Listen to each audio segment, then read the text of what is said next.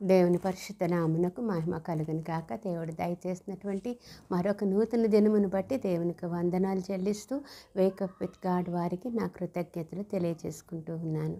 ఈరోజు మన అంశము ఎన్లైటనింగ్ ది ఇన్నోసెంట్, అంటే అమాయకత్వంలో ఉన్నవారిని జ్ఞానంలోనికి నడిపించుట. ఇది కూడా దేవుడు మనకు అనుగ్రహించే ఒక కృపావరం.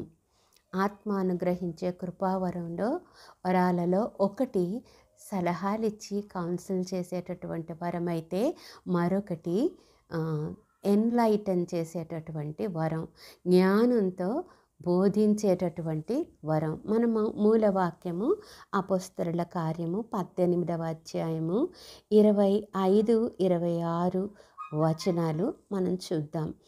అతడు ప్రభు మార్గము విషయమై ఉపదేశము పొంది తన ఆత్మయందు తీవ్రపడి యోహాను బాప్తిస్మం మాత్రమే తెలుసుకొనిన వాడైనను యేసుని గూర్చిన సంగతులు వివరముగా చెప్పి బోధించుచు సమాజ మందిరములో ధైర్యముగా మాటలాడనారంభించెను.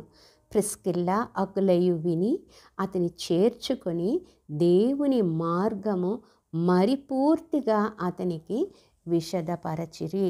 దేవుని మార్గము మరిపూర్తిగా అతడికి విశదపరచిరి. చాలాసార్లు మనకి జరిగేది ఏంటంటే, వాక్యం ప్రతిరోజు చదవటం వలన రోజు తర్వాత రోజు ఆసక్తితో, ఆశతో, భారంతో మనం వాక్యం చదివేటప్పుడు చాలా మటుకు వాక్యం పట్ల ఆశ పెరుగుతుంది, ఆసక్తి పెరుగుతుంది. అది పెరిగే కొద్దీ మనలో ఏమవుతుందంటే ఎక్కువ సమయం వాక్యంతో గడపటానికి మనం ప్రయత్నం చేస్తాం. అలా ప్రయత్నం చేసేటప్పుడు చాలా అర్థాలు, మర్మాలతో కూడినటువంటి అర్థాలు, వాక్యంలో మనం మామూలుగా చదివితే మిస్ అయ్యేటటువంటి అర్థాలు దేవుడు పరిశుద్ధాత్ముడు మనకు బయలుపరచటం అనేది జరుగుతూ ఉంటుంది.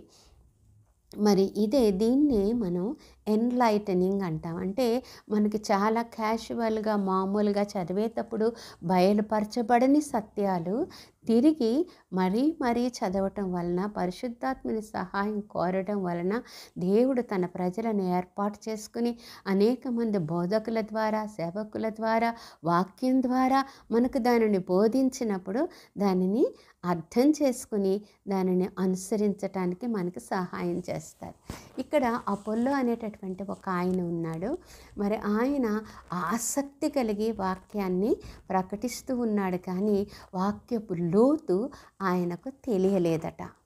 సో అది తెలియనప్పుడు ఆయన ప్రకటిస్తూ ఉన్నప్పుడు అక్కడ ఉన్న విశ్వాసులైన అకుల, ప్రిస్కిల్లా అనేటటువంటి విశ్వాసులు అది గమనించి ఏం చేశారంటే, ఈ సేవకుని తమ ఇంటికి తీసుకొని వెళ్ళి తమ ఇంటిలో ఆయనకు సత్కారం చేసి వాక్యపు యొక్క లోతును వారికి బయలుపరిచినట్లుగా మనం చూస్తాము. ఇది సాధారణంగా వాక్యపు లోతులు, మర్మాలు మనకు ఎప్పుడు తెలుస్తాయంటే బైబిల్ స్టడీ చేసినప్పుడు తెలుస్తాయి. బైబిల్ స్టడీ చేసినప్పుడు మనకి వాక్యము పూర్తిగా అర్థమవుతుంది.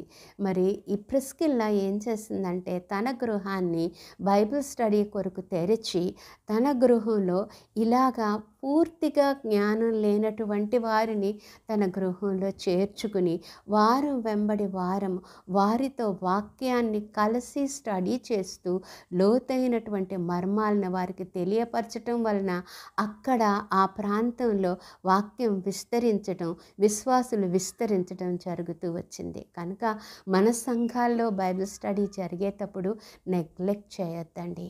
దానివలన మనం మేలు పొందుతాం. అంతేకాదు వాక్యాన్ని లోతుగా తెలుసుకోగలుగుతాం. వాక్యాన్ని లోతుగా తెలుసుకోగలిగినప్పుడు అనేకులకు దాన్ని మనం చెప్పగలుగుతాము, ప్రభావితము చేయగలుగుతాము. అటువంటి లోతైన మర్మములలోనికి దేవుడు మనలను నడిపించును గాక.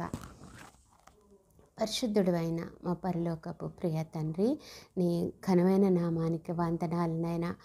కృపావరాలలోనైనా నీవు ఇస్తూ ఉన్నటువంటి ఒక్కొక్క వరాన్ని గురించి మేము ధ్యానిస్తూ ఉన్నప్పుడు ప్రభా, మేము దానిని ప్రభా అభిమానించి సంపాదించుకునే స్థితిలోనికి, ఆసక్తి కలిగిన స్థితిలోనికి మమ్మను నడిపిస్తున్నందుకు వందనాలు నాయన.